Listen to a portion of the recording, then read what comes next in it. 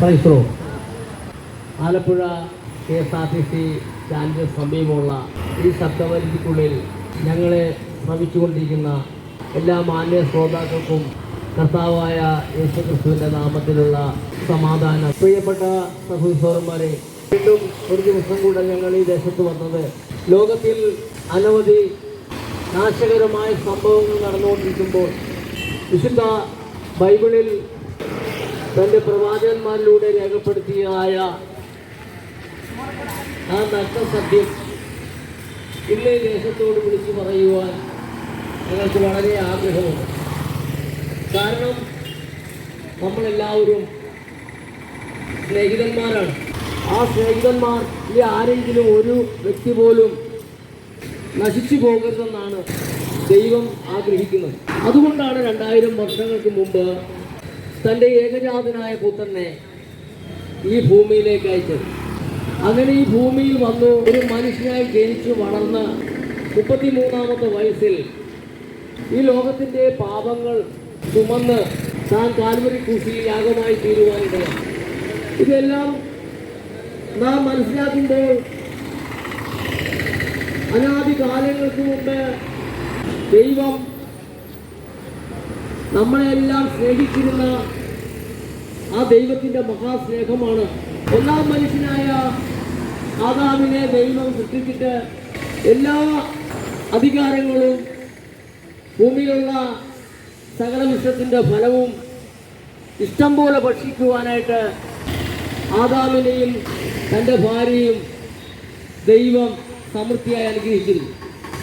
എന്നാൽ അവരുടെ സന്തോഷമായ ജീവിതം കണ്ടിട്ട് എതിരാളിയായ സാത്താനെ സഹിക്കാതെ അവൻ ഹവ്വായെ ഉപായത്താൽ ചതിച്ചു. അങ്ങനെ ദൈവ തേജസ് കൊണ്ട് നാണം മറച്ചിരുന്ന ആദാമിനും ഹവ്വയ്ക്കും ആ തേജസ്സാകുന്ന വസ്ത്രം നഷ്ടമായി. അന്നു മുതൽ ഭൂമിയിൽ പാപം, മനുഷ്യരാൽ പാപമുണ്ടായി. ആ പാപം ഇന്നും മനുഷ്യരിൽ പെരുകി ആകാശത്തോളം എത്തിയിരിക്കുക. എല്ലാവരും സ്വസ്നേഹിതന്മാരായി മാറിയിരിക്കുന്നു. സ്വന്തം ശരീരത്തെ മാത്രം സ്നേഹിക്കുന്നവരായി മാറിയിരിക്കുന്ന ഒരു കാലഘട്ടമാണിത്. മനുഷ്യന്റെ സ്നേഹം തകർന്നുകൊണ്ടിരിക്കുന്നു. അപ്പോൾ ദൈവത്തിനൊരു പ്ലാനുണ്ട്. ആ പ്ലാൻ തൻ്റെ ഏകജാതനായ പുത്രനിൽ കൂടെ ഈ ലോകത്തിന് സമർപ്പിക്കുകയുണ്ടായി. അങ്ങനെ തൻ്റെ ഏകജാതനായ പുത്രനിൽ കൂടെ ലോകത്തിൽ ഒരു പ്രമാണം ജനങ്ങൾക്ക് ദൈവം കൊടുത്തു. ആ പ്രമാണം തൻ്റെ അപ്പോസ്തലന്മാർ 12 പേരെയും പഠിപ്പിച്ച് അവർ ലോകത്തിന്റെ ഗുരുക്കന്മാരാക്കിയെടുത്തു. അവർക്ക് പരിശുദ്ധാത്മാവിന്റെ ശക്തി കൊടുത്തിട്ട് ഭൂലോകത്തിലൊക്കെയും പോയി സകല സൃഷ്ടികളോടും ഈ പ്രമാണം പ്രസംഗിക്കുവാൻ പറഞ്ഞു. അങ്ങനെ ലോകത്തിന്റെ നാനാഭാഗങ്ങളിലും അവർ പോയി സത്യസുവിശേഷം പ്രസംഗിക്കുകയും അവർക്ക് ശേഷം അവർ പഠിപ്പിച്ചുകൊണ്ടിരുന്ന അവരുടെ ശിഷ്യന്മാർ വീണ്ടും എല്ലാ മേഖലകളിലും പോയി പ്രസംഗിച്ചുകൊണ്ടിരിക്കുകയാണ്. ഇന്നും ആ പ്രസംഗം ലോകത്തിന്റെ നാനാഭാഗങ്ങളിലും പ്രസംഗിച്ചുകൊണ്ടിരിക്കുന്നു. ആ സത്യസുവിശേഷം കേട്ട് വിശ്വസിക്കുന്നവരും അതനുസരിച്ച് ജീവിക്കുന്നവർക്കും ദൈവം നമുക്ക് വേണ്ടി ഒരുക്കിയിരിക്കുന്ന ആ സന്തോഷ സമൃദ്ധിയുള്ള സ്വർഗരാജ്യത്തിലേക്ക് പ്രവേശിപ്പിക്കുവാനാണ് ദൈവം ആഗ്രഹിക്കുന്നത്.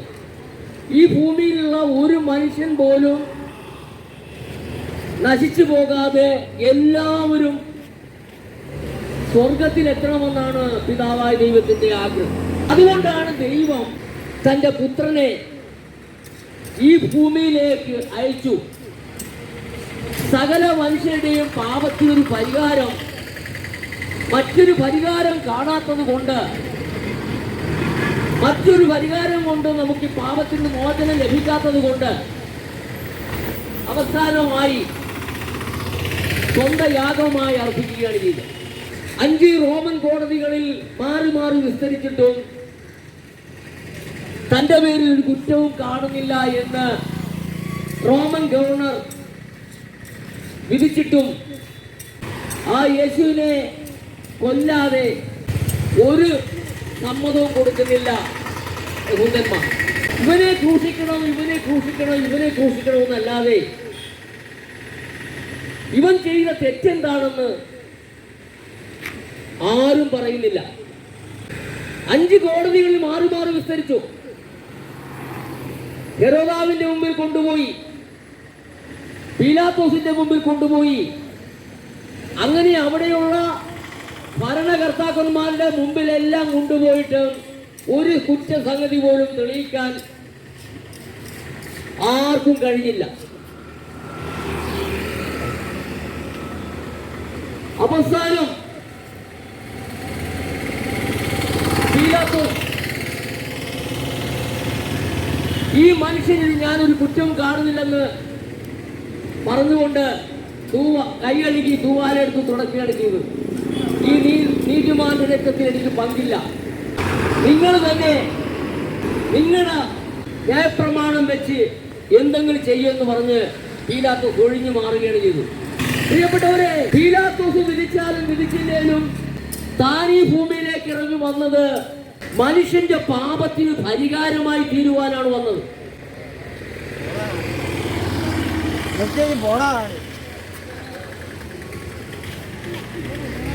എനിക്ക് വേണ്ടി ആര് പോകും എന്ന് സ്വർഗത്തിൽ പിതാവായ ദൈവം ചോദിക്കുമ്പോൾ തന്റെ ഏകജാതനായ പുത്രൻ പറയുന്നത്, പുസ്തക ചുരുളിൽ എന്നെ കുറിച്ച് എഴുതിയിരിക്കുന്നത് പോലെ ഇതാ ഞാൻ വരുന്നു. പുസ്തക ചുരുളിൽ എഴുതി വെച്ചിട്ടുണ്ട്. യെശയ്യാവിന്റെ പുസ്തകം 53-ാം അധ്യായം വായിക്കുമ്പോൾ നമുക്ക് അവിടെ കാണാം, അന്ന് യേശു ഇവിടെ ഒരു മനുഷ്യനായി ജനിച്ചിട്ടില്ല. ജനിക്കുന്നതിന് മുമ്പ് 750 വർഷങ്ങൾക്ക് മുമ്പ് തന്നെ യെശയ്യാ പ്രവാചകനൊരു വെളിപ്പാടുണ്ടായി. ആ വെളിപ്പാടിൽ അദ്ദേഹം എഴുതി വെച്ചിരിക്കുന്നു, ഇങ്ങനെ ഒരു മകൻ ജനിക്കുമെന്നും. യെശയ്യാ പ്രവാചകന്റെ പുസ്തകം 6-ാം അധ്യായത്തിന്റെ 9-ാം വാക്യത്തിൽ ഇങ്ങനെ എഴുതിയിരിക്കുന്നു, നമുക്കൊരു ശിശു ജനിച്ചിരിക്കുന്നു, നമുക്കൊരു മകൻ ജനിച്ചിരിക്കുന്നു, ആധിപത്യം അവന്റെ തോളിലിരിക്കും, അവൻ അത്ഭുത മന്ത്രി, വീരനായ ദൈവം, നിത്യപിതാവ്, സമാധാന പ്രഭു എന്ന് പേർ വിളിക്കപ്പെടുമെന്ന് യെശയ്യാ പ്രവാചകൻ യേശു ജനിക്കുന്നതിന് മുമ്പ് തന്നെ 750 വർഷങ്ങൾക്ക് മുമ്പ് തന്നെ അദ്ദേഹം ആത്മാവിൽ എഴുതിയിരിക്കുന്നു. ആ പ്രവചന നിവൃത്തിയാണ് കാലിത്തൊഴുത്തിൽ നാം കാണുന്നത്. അവിടെ ആട്ടിൻകൂട്ടത്തെ കാവൽ കാത്തു നിന്ന ആട്ടിടയന്മാരുടെ മുമ്പിൽ ഒരു ദൈവദൂതൻ പ്രത്യക്ഷപ്പെട്ടിട്ട് പറഞ്ഞു, സർവജനത്തിനും ഉണ്ടാകുവാനുള്ള ഒരു മഹാസന്തോഷം ഇന്ന് ദാവീദിന്റെ പട്ടണത്തിൽ നിങ്ങൾക്കായി ജനിച്ചിരിക്കുന്നു. സർവജനത്തിനും ഉണ്ടാകുവാനുള്ള മഹാസന്തോഷം, ലോകത്തിലുള്ള സകല മനുഷ്യർക്കും ഉണ്ടാകുവാനുള്ള ഒരു മഹാസന്തോഷമാണ് ദാവീദിന്റെ പട്ടണത്തിൽ നിങ്ങൾക്കായി ജനിച്ചിരിക്കുന്നു എന്ന് പറഞ്ഞു. ഉടനെ ഒരു സംഘം ദൂതന്മാർ പെട്ടെന്ന് അവരുടെ മുമ്പിൽ വരികയും എല്ലാ ദൂതന്മാരും കൂടെ ചേർന്നുകൊണ്ട് അത്യുന്നതങ്ങൾ ദൈവത്തിന് മഹത്വം, ഭൂമിയിൽ ദൈവപ്രസാദമുള്ള മനുഷ്യർക്ക് സമാധാനം എന്ന് പറഞ്ഞു. പ്രിയപ്പെട്ടവരെ, നാം ഒന്ന് മനസ്സിലാക്കുക, ആ യേശു കർത്താവ് വളർന്ന് 30-ാമത്തെ വയസ്സിൽ ജോർദാൻ നദിയിൽ സ്നാപകൻ യോഹന്നാന്റെ കൈക്കീഴിൽ സ്ഥാനമേറ്റുകൊണ്ട് 40 നാൾ ഉപവാസത്തോടും പ്രാർത്ഥനയോടും കൂടി ഇരുന്നുകൊണ്ട് ഗലീല കടപ്പുറത്തേക്ക് പോയി. ഗലീല കടപ്പുറത്ത് മത്സ്യം പിടിച്ചുകൊണ്ടിരുന്ന സഹോദരന്മാരെ കണ്ടിട്ട് യേശു ചെന്ന് പറയുകയാണ്, നിങ്ങൾ എന്റെ പിന്നാലെ വരുവിൻ, ഇന്നു മുതൽ നിങ്ങൾ മനുഷ്യരെ പിടിക്കുന്നവരാകും എന്ന് പറഞ്ഞ ഉടൻ തന്നെ അവരുടെ വള്ളവും വലയും എല്ലാം ഉപേക്ഷിച്ചിട്ട് യേശുവിന്റെ പിന്നാലെ പോവുകയാണ് ചെയ്തത്. അവരെ 3 വർഷം അവരെ പഠിപ്പിച്ചു, അവരെ ലോകത്തിന്റെ ഗുരുക്കന്മാരാക്കി മാറ്റി. ആ 12 പേരും ലോകത്തിന്റെ നാനാഭാഗങ്ങളിലേക്കും ചെല്ലുമ്പോൾ അന്നിവിടെ ഒരൊറ്റ ക്രിസ്ത്യാനി പോലുമില്ല, ക്രിസ്തു മതം എന്നൊരു മതം പോലുമില്ല. ആ കാലഘട്ടത്തിൽ മറ്റുള്ളവരാണ് ആ സുവിശേഷം കേട്ട് വിശ്വസിക്കുകയും സ്നാനമേൽക്കുകയും ചെയ്തത്. അവർക്കന്ന് കേട്ടുകൊണ്ടിരുന്നവർക്ക് മനസ്സിലായി ഇതൊരു നവീന ഉപദേശമാണെന്ന് അവർക്ക് മനസ്സിലായി. അങ്ങനെ അവർ ആ സുവിശേഷം കേട്ടു വിശ്വസിച്ചു. അന്നു മുതലാണ് ഈ നമ്മുടെ മൈലാപ്പൂർ എന്ന് പറഞ്ഞ സ്ഥലത്തും തോമസ് എന്ന അപ്പോസ്തലൻ വന്ന് പ്രസംഗിച്ചു. അവിടെ ഒരു വലിയ കൂട്ടം ജനം യേശുക്രിസ്തു വിശ്വസിക്കുവാനിടയായി. പ്രിയപ്പെട്ടവരെ, ഇന്നും ലോകത്തിന്റെ നാനാഭാഗങ്ങളിലും നാനാ മതസ്ഥരിൽ നിന്നും ഇന്ന് വിശുദ്ധ ബൈബിൾ പ്രസംഗിക്കുന്നവരെ നമുക്ക് കാണാൻ പറ്റും. കാരണം എന്താണ്? അതിനകത്തൊരു സത്യമുണ്ട്.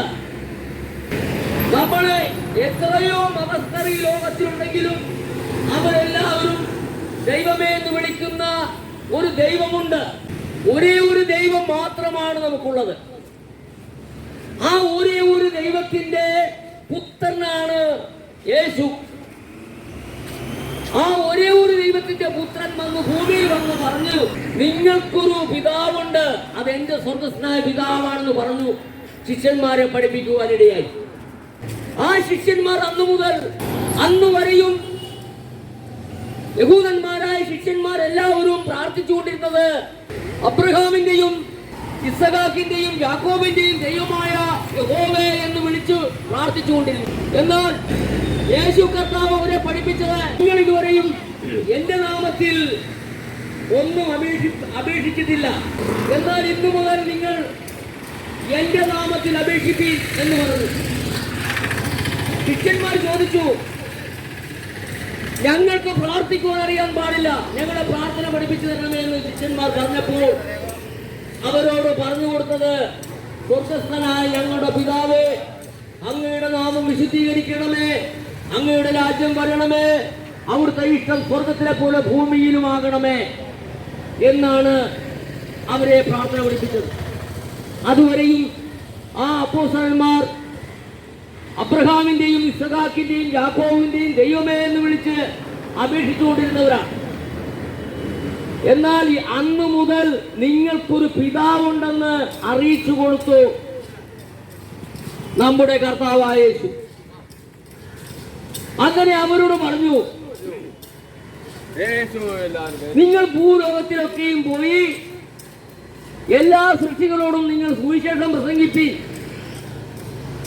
വിശ്വസിക്കുന്നവരെ പിതാവിന്റെയും പുത്രന്റെയും പരിശുദ്ധാത്മാവിന്റെയും നാമത്തിൽ സ്നാനം കഴിപ്പിച്ചു, ഞാൻ നിങ്ങളോട് കൽപ്പിച്ചതൊക്കെയും പ്രമാണിക്കുവാൻ തക്കവണ്ണം ഉപദേശിച്ചുകൊണ്ട് സകല ജാതികളെയും ശിഷ്യരാക്കിക്കൊള്ളുവിൻ, ഞാനോ ലോകാവസാനത്തോളം എല്ലാ നാളും നിങ്ങളോടുകൂടെ ഉണ്ട് എന്നറിയിച്ചു. പ്രിയപ്പെട്ടവരെ, നാം ഒന്ന് മനസ്സിലാക്കുക, നാം ഇന്ന് പല ആചാരങ്ങളിലും അനുഷ്ഠാനങ്ങളിലും ആയിരിക്കുന്നവരാണ്.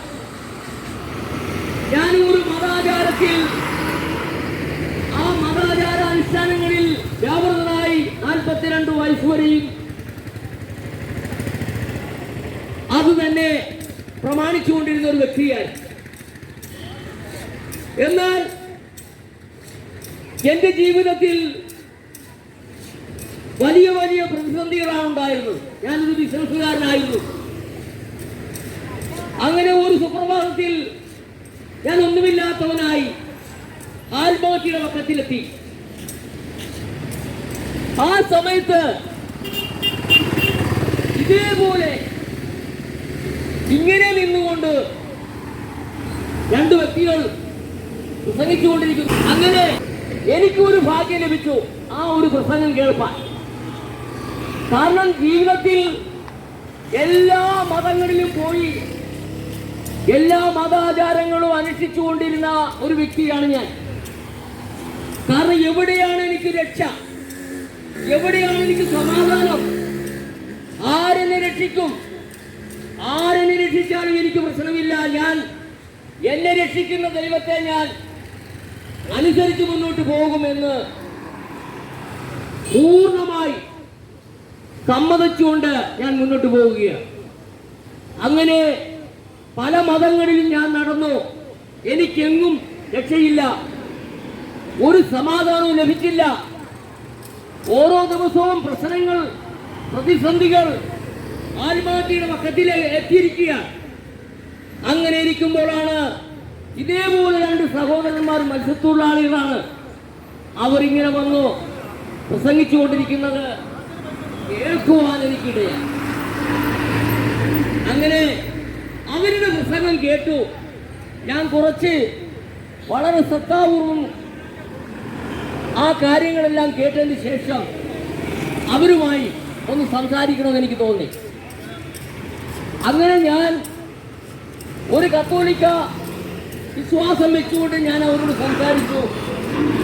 അവര് സമാധാനമായിട്ട് ശാന്തമായിട്ട് അവർ കാര്യങ്ങൾ പറഞ്ഞു തന്നു. അപ്പോൾ അവർ പറഞ്ഞൊരു കാര്യം, ഇന്ന് നിങ്ങൾ എന്നോട് പറയുന്നു, ഇന്ന് നിങ്ങൾ ആചരിച്ചു പോരുന്ന ആചാരങ്ങൾ ബൈബിളിൽ എവിടെയെങ്കിലും ഉണ്ടാവുകയില്ല. അപ്പോൾ ബൈബിളിൽ കാണാൻ സാധിക്കില്ല. പ്രിയപ്പെട്ടവരെ, ഞാൻ അന്ന് മുതൽ ഞാൻ ഈ ബൈബിൾ വിശ്വസിക്കുവാൻ തുടങ്ങി. ബൈബിൾ വിശ്വസിക്കുവാൻ തുടങ്ങിയപ്പോൾ പ്രിയ സഹോദരി സഹോദരന്മാരെ, എൻ്റെ ജീവിതത്തിൽ വലിയ മാറ്റങ്ങളുണ്ടായി. എനിക്ക് സമാധാനം ലഭിച്ചു, എനിക്ക് സന്തോഷമുണ്ടായി. എൻ്റെ ഭാര്യ എന്നെ വിട്ടു പോയിരുന്നു. ഒരു വർഷം കഴിഞ്ഞപ്പോൾ എൻ്റെ ഭാര്യ എനിക്ക് തിരിച്ചു കിട്ടി. അവർക്ക് മാനസാന്തരമുണ്ടായി. അവർ ഒട്ടും താമസിക്കാതെ എന്നോടുകൂടി പ്രാർത്ഥനയ്ക്ക് വരുവാനൊക്കെ ഇടയായി. പ്രിയപ്പെട്ടവരെ, ഇന്ന് ഞങ്ങൾ സമാധാനമായിട്ടും സന്തോഷമായിട്ടും 3 മക്കളും അടങ്ങുന്ന ഒരു കുടുംബം സന്തോഷമായിട്ട് പോകുവാനിടയായി. നിങ്ങൾക്ക് ആർക്ക് വേണമെങ്കിലും ഒന്ന് നോക്കാം. ഞാന് ചെത്തിക്കടപ്പുറത്ത് നിന്ന് വള്ളം അടുക്കുന്ന ആ സ്ഥലത്ത്, ആ കാണുന്ന സ്ഥലങ്ങളെല്ലാം ഞങ്ങളുടേതാണ്. അവിടെയാണ് വള്ളങ്ങളെല്ലാം അടുക്കുന്നത്, അവിടെയാണ് ഞാൻ താമസിക്കുന്നത്. പ്രിയപ്പെട്ടവരെ, എനിക്കെന്തെന്നില്ലാത്തൊരു സന്തോഷം. അപ്പോൾ ഞാൻ അനുഭവിച്ച ഈ സന്തോഷം മറ്റുള്ളവർക്കും കൂടി പകർന്നു കൊടുക്കുവാൻ എനിക്ക് വലിയ ആഗ്രഹമാണ്. അത് തന്നെയല്ല, യേശു കർത്താവ് പറഞ്ഞൊരു വാക്യമുണ്ട്, കാലം തികഞ്ഞു, കാലം തികഞ്ഞു, ദൈവരാജ്യം സമീപിച്ചിരിക്കുന്നു, മാനസാന്തരപ്പെട്ട് സുവിശേഷത്തിൽ വിശ്വസിക്കും. അപ്പോൾ കാലം തികഞ്ഞു എന്ന് പറയുമ്പോൾ നമ്മളൊന്ന് ചിന്തിക്കേണ്ടത് ആവശ്യമാണ്. എന്താണ് കാലം? പ്രിയപ്പെട്ടവരെ, കഴിഞ്ഞ 2004 മുതൽ നമുക്കിന്ന് കാണുന്ന ഒട്ടനവധി സംഭവങ്ങൾ, സമാധാനമില്ലാത്തൊരവസ്ഥ, തകർച്ചയുടെ പക്കത്തിലെത്തിയിരിക്കുന്നു. ഇന്ന് ഈ ലോകത്തിൽ എന്ത് നടക്കുന്നുണ്ട്? ഒന്നും നടക്കുന്നില്ല. എല്ലാവരും വളരെ പ്രതിസന്ധിയിലാണ് മുന്നോട്ട് പോകുന്നത്. സ്വസ്ഥതയില്ല, സമാധാനമില്ല. തലമുറകളെ കുറിച്ചുള്ള ഭാരങ്ങൾ മാതാപിതാക്കന്മാരുടെ വലിയൊരു വിഷയമായി മാറിയിരിക്കുന്നു. മിക്ക കുടുംബങ്ങളിലും പ്രയാസങ്ങളുണ്ട്. ഒട്ടനവധി കാര്യങ്ങൾ ഞങ്ങളോട് സംസാരിക്കാറുണ്ട്, പ്രാർത്ഥിക്കണമെന്ന് പറയാറുണ്ട്. കാരണം എന്താണ്? തലമുറ നശിച്ചുകൊണ്ടിരിക്കുന്നു. ആർക്കും പിടിച്ച് നിർത്താൻ പറ്റുന്നില്ല. അതുകൊണ്ട് പ്രിയ സഹോദരന്മാരിൽ നിന്ന് മനസ്സിലാക്കുക, ഇതിന് നമുക്കൊരു പോംവഴിയെ മാത്രമേ ഉള്ളൂ. മറ്റൊരുത്തനിലും രക്ഷയില്ല. നാം രക്ഷിക്കപ്പെടുവാൻ ആകാശത്തിന് കീഴിൽ ഭൂമിക്ക് മുകളിൽ മനുഷ്യരുടെ ഇടയിൽ നൽകപ്പെട്ട വേറൊരു നാമവുമില്ല എന്ന് 1-ാമത്തെ അപ്പോസ്തലനാണ് പ്രസംഗിക്കുന്നത്.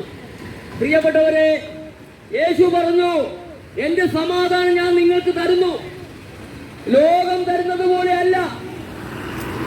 ഞാൻ എന്റെ സമാധാനം നിങ്ങൾക്ക് തരുന്നു, ആ നിത്യസമാധാനം ഞാൻ നിങ്ങൾക്ക് തന്നിച്ചു പോകുന്നു എന്നാണ് യേശു പറഞ്ഞത്.